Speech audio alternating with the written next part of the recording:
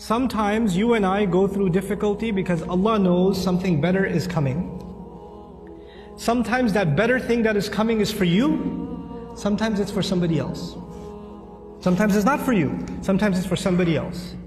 Sometimes the benefit of your difficulty will come back to you, the return will come back to you while you are still alive. Sometimes the return is meant to come back to you after you go back to Allah. What happened with Yusuf alayhi salam? A father was separated from a child. It's a tragedy, isn't it?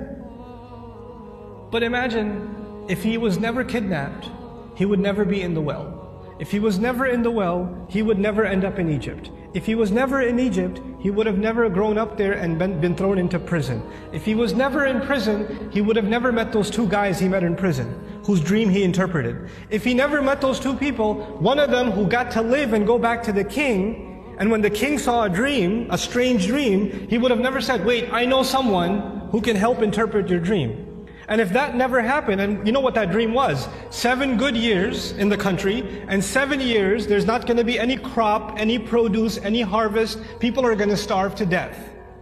If Yusuf was not in prison, alayhi salam, and then was taken out to interpret that dream at that time, there would have been an economic, financial, social crisis in the country, and hundreds of thousands of children would have starved to death.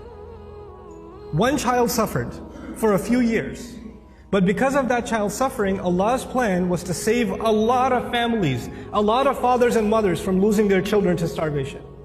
Because of the plan that Yusuf alayhi salam came back when he interpreted the dream and gave, when he became the treasurer.